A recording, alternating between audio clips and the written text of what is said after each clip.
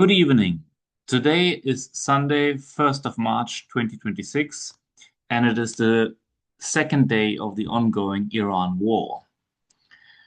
Today, first reports arrived that American casualties have been sustained in the ongoing military operation against the Islamic Republic of Iran. Three American service members are said to have been killed, five heavily wounded, and several more lightly wounded.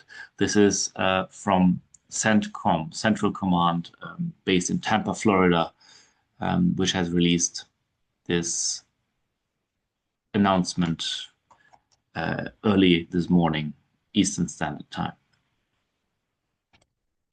This is the first time that US soldiers were killed in a Trump military operation, one of these unilateral attacks on other countries that we have now become familiar with, that are started without much popular support at home.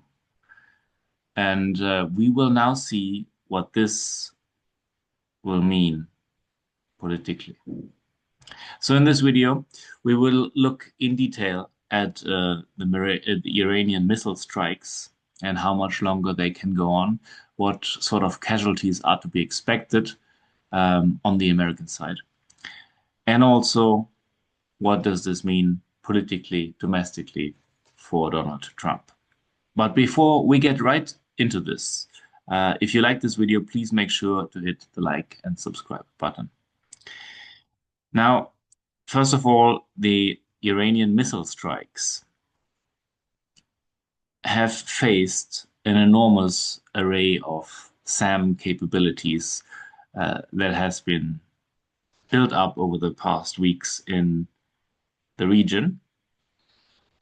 The United States has deployed about 15 of its Patriot batteries, 15 out of a grand total of 60 operational Patriot batteries, and 3 out of 8 operational THAAD batteries. THAAD batteries are the absolute cutting edge of ground-based SAM systems of the United States.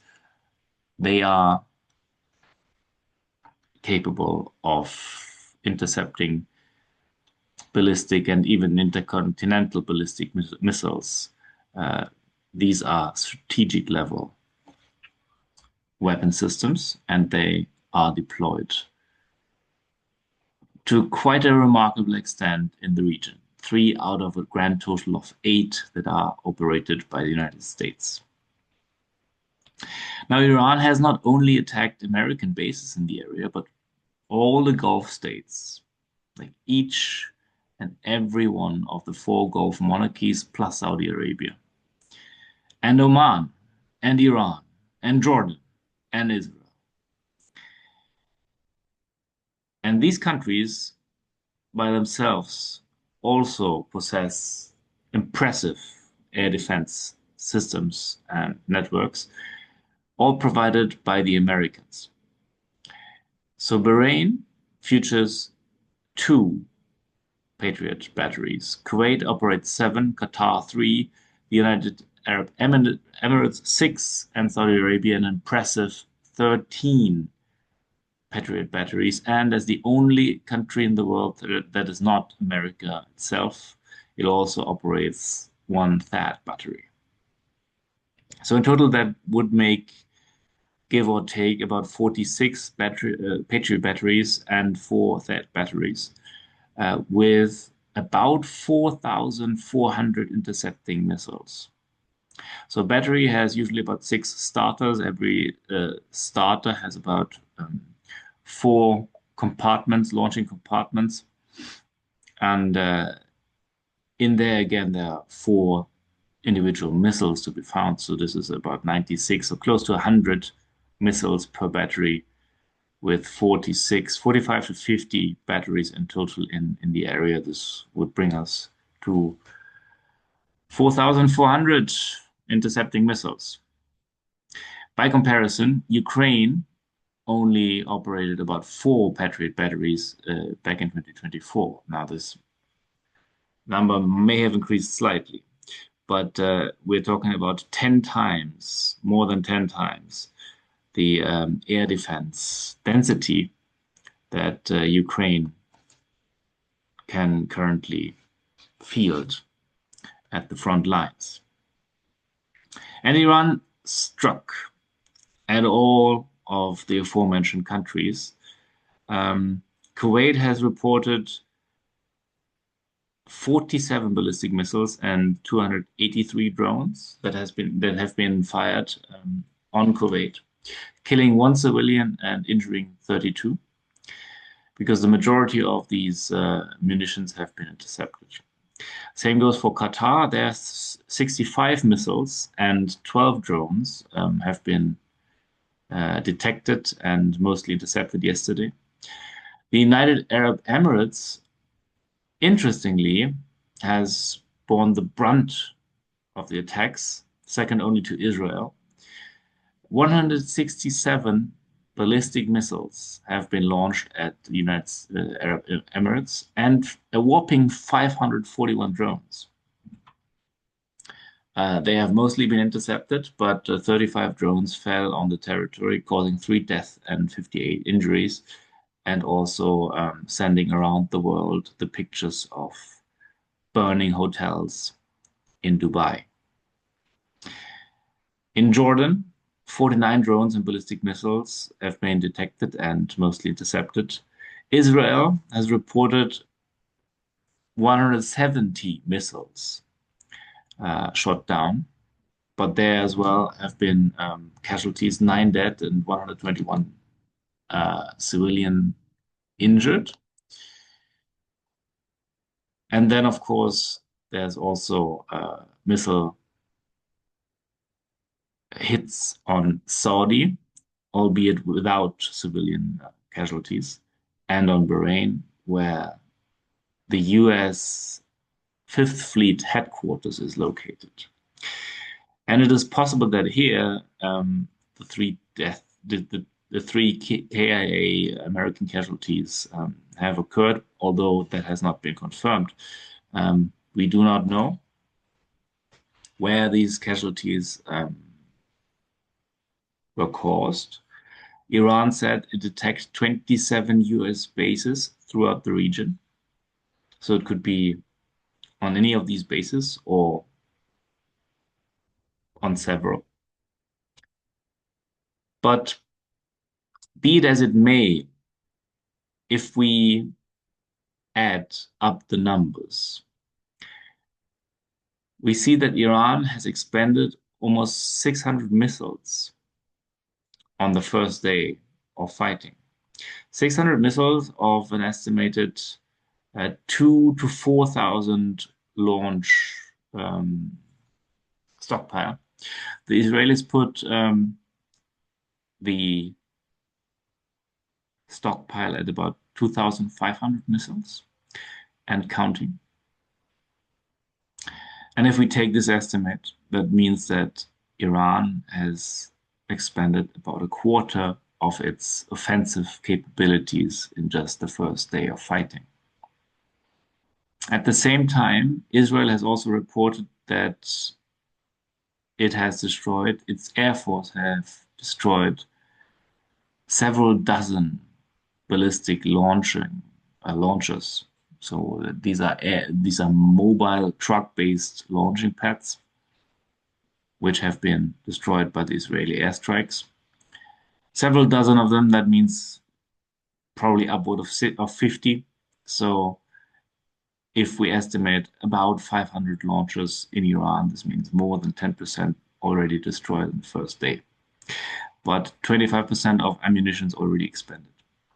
So at this trajectory, Iran will have spent all its missiles in about 4 days.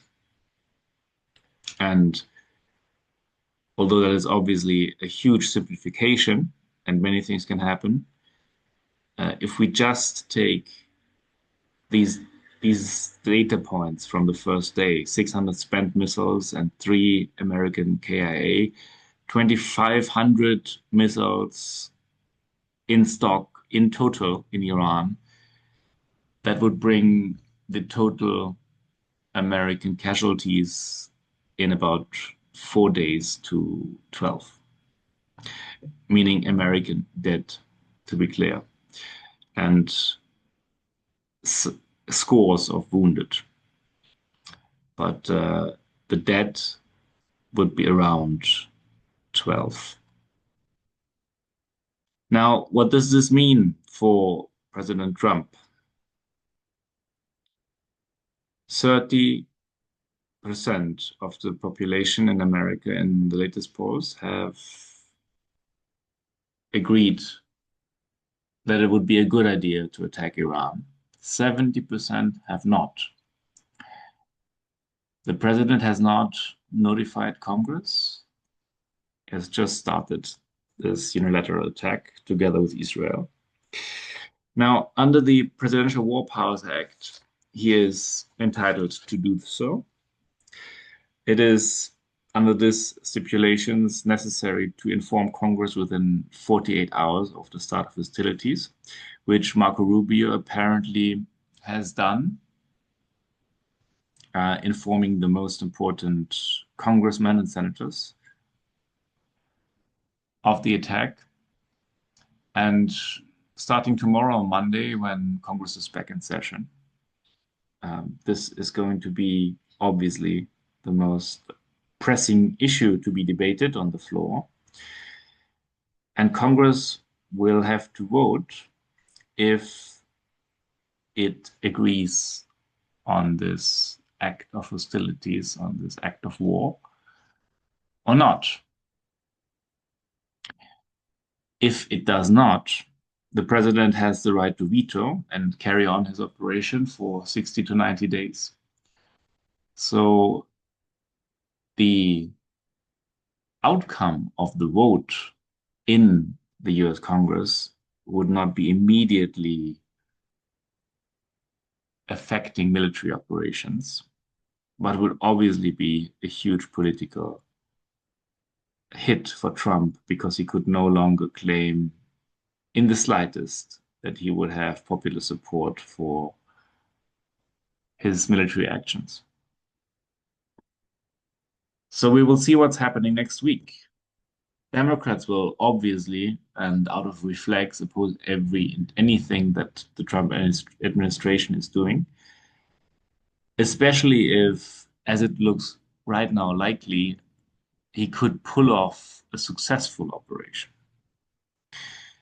And with very, very tight Republican majorities in especially the House, a united Democratic opposition already means that there's only very few Republican congressmen necessary to vote down this act of war, these hostilities that the American armed forces are engaging in. And so,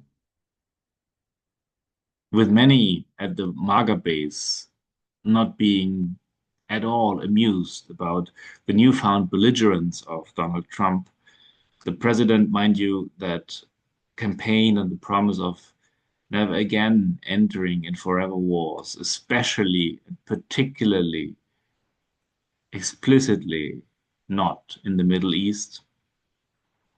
There will be people in the House and maybe even in the Senate, Republicans, who will follow the sentiment at the base and vote against the Trump administration's policies. As already said, this will not have immediate consequences on the military operation, but it will have quite alarming consequences on the poll numbers and the prospects of the Trump administration winning in the November midterms. And so the really interesting thing to watch next week will not so much be in Iran, because there the slugfest will be going on. Missiles from Iran hitting seaside hotels in Dubai and being intercepted mostly,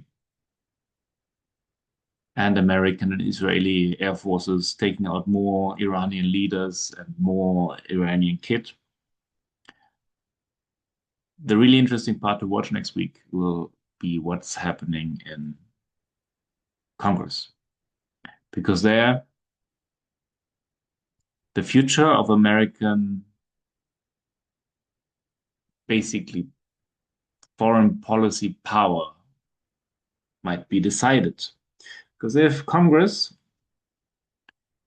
openly defies the president and sets the road towards a Republican defeat, taking both houses back in November in the midterms, then the president will basically be a lame duck and will be pretty much constrained on what he can do on the international stage. This comes on top of the Supreme Court decision of last week. Things are happening very quickly and all is happening at the same time. The Supreme Court decision last week to rule President Trump's tariff policy unconstitutional and unlawful. And with these institutional resistances growing, it will be increasingly difficult for the Trump administration to carry out their foreign policy plans. It remains to be seen what's happening next week, starting tomorrow, Monday, and we will be tuned. If you like this analysis, please consider hitting the like and subscribe button. As always, thank you very much for watching and have a good night.